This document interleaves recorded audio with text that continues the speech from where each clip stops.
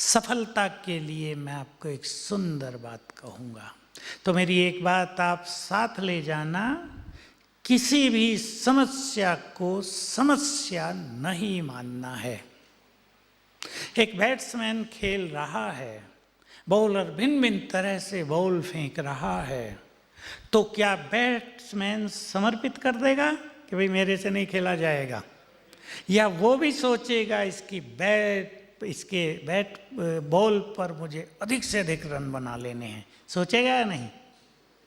हम भी समस्याएं आने पर परेशान नहीं होंगे, समाधान ढूंढ लेंगे। समाधान हमारे ही पास होता है, ये सबको भूलना नहीं है। हमारे पास समाधान है हर चीज का सफलता के लिए। आपके फील्ड में भी और सब जगह दुनिया में आजकल एक निगेटिव चीज हो रही है।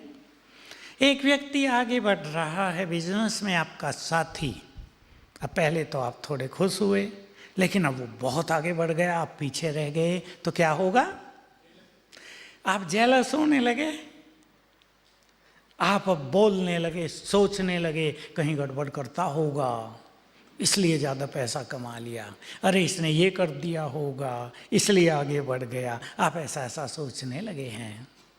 आपके मन में निगेटिविटी भर रही है, वो उसको भी जा रही है। और सबसे पहले कहाँ जा रही है? अभी जो मैंने बताया, प्रकृति में। और उससे भी पहले कहाँ जा रही है? अटेंशन से सुन लेंगे। आत्मा यहाँ बैठ के सोच रही है, उसकी वो निगेटिव एनर्जी ब्रेन में भर रही है। अब वो आगे बढ़ रहा है, हम पीछे हट रहे हैं। ठीक कहा मैंने या नहीं? हम पीछे हट रहे हैं, हमारा लॉस हो रहा है। अभी आप आज से चेंज कर देना। जब भी याद आए, उसके प्रति थोड़ी भी निगेटिव फीलिंग आए, उसे अप्रिशिएट करना। वाह कितना भाग्यवान है ये मेरा दोस्त, थोड़ी सी मेहनत करके बहुत आगे निकल गया है, सदा आगे बढ़ता रहे। I appreciate you. जब भी मिले आई अप्रिशिएट यू, बहुत भाग्यवान हो आप। तो परिणाम क्या होगा? सफलता आपके चरण भी चूमने लगेगी, क्योंकि आपने सफलता को सम्मान दिया है। और जब आप उससे जेलस थे तो उससे नहीं, सफलता से ईर्ष्या हो रही थी। और जिससे हम ईर्ष्या करेंगे, भला वो हमारे द्वार पर कैसे आएगी? एप्रिशिएट करें। आप अपने संगठनों में भी, आप बिजनेसमैन हैं, आपके बिजनेस में 10 लोग, 20, 50 लोग काम करते हैं, उन्हें आप अप्रिशिएट करें।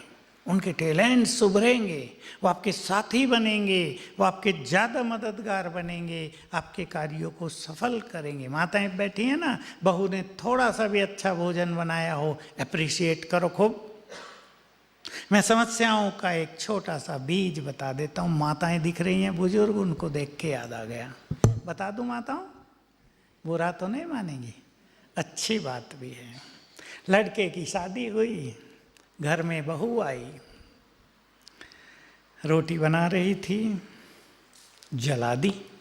अब नई थी, डर गई थोड़ी, रोटी जला दी। अब सास ने क्या किया? चढ़ बैठी उसके ऊपर। रोटी भी नहीं बनानी सिखाई माँ ने। क्या सिखाया तुम्हें? तुम तो आज रोटी जलाई, कल मेरा घर भी जलाओगी, तुम बहुत खराब हो। अब बोलो बहू का क्या हाल होगा? जो बहू बैठी वो बताओ। सास के लिए सम्मान रहेगा? पहले दिन से निगेटिविटी क्रिएट कर ली ना संबंधों में, अब वो बढ़ेगा। अब ये छोटी बात जिसका बीज डाल दिया है सास ने, ये वृक्ष भी बन सकता है। दूसरी कहानी, बहू घर में आई, रोटी बनाई, जला दी। सास ने कहा कोई बात नहीं बेटी, ये जली हुई मैं खाऊंगी, मुझे बहुत अच्छी लगती है जली हुई रोटी, तुम दूसरी बना लो।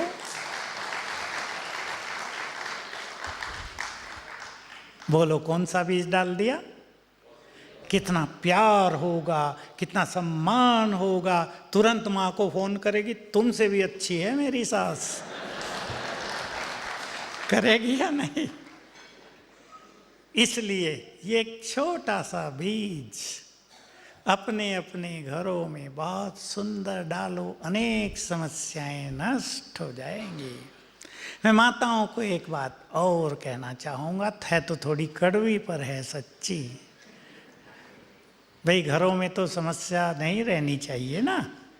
आजकल सबके हाथ में बड़ा बड़ा मोबाइल है, शायद दहेज में भी देते होंगे, मुझे तो पता नहीं है। अच्छे से अच्छा फ़ोन, सेल फोन।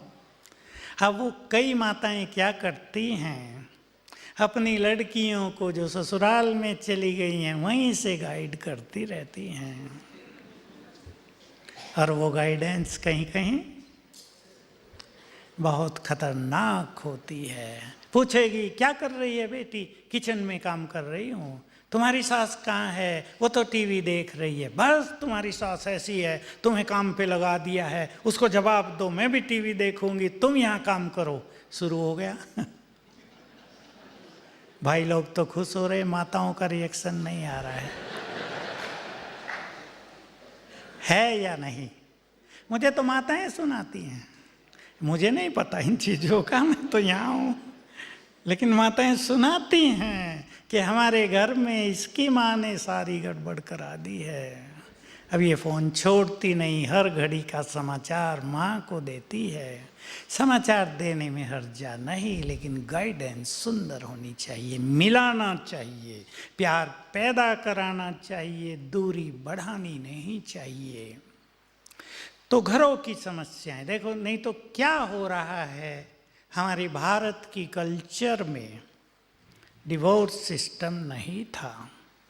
अब से 40 साल पहले यदि कहीं तलाक हो जाए कितना बुरा मानते थे लोग, और पिछले 12 सालों में पता है ना। मेरे पास एक सुप्रीम कोर्ट के वो आए एडवोकेट, बात हो रही थी, मैंने पूछा, आजकल तो कंप्यूटर से सब पता चलता है ना, मैंने पूछा डिवोर्स के केस कितने इकट्ठे हो गए हैं? कहा 56 लाख। बोलो कब निवारण होगा? और कितनी टेंशन होती है परिवारों में इससे। क्यों डिवोर्स हो रहे हैं? बोलो। एक ही बात है, ज्यादा कुछ नहीं, ईगो, अहम। कोई झुकने को तैयार नहीं, मैं ही राइट हूं, तुम गलत हो। हमारी एजुकेशन ने जहां मनुष्य को डिग्रियां दिलाई हैं, नम्र नहीं बनाया, ईगो की डिग्री भी दिला दी है या नहीं? सारे डिवोर्स ईगो के हैं, क्योंकि मेरे पास भी बहुत केस आते हैं।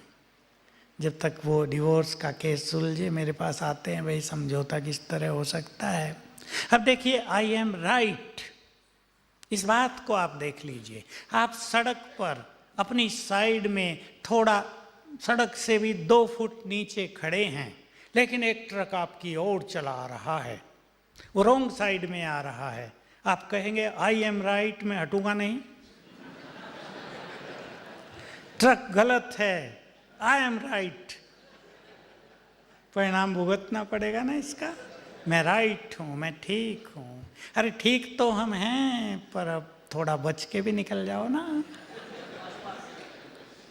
ये सीखना है सबको। अनेक घरों की समस्याओं का कारण एक ही है, मैं राइट हूँ। करेंगे इसे ठीक? हो सकता है आप राइट हों, ये नहीं कि आप गलत होंगे सब जगह, लेकिन जब बात बहस में बदल जाए, जब बात टकराव में बदल जाए, तो अपने ईगो को छोड़ देने से सब कुछ अच्छा हो जाता है। ठीक है?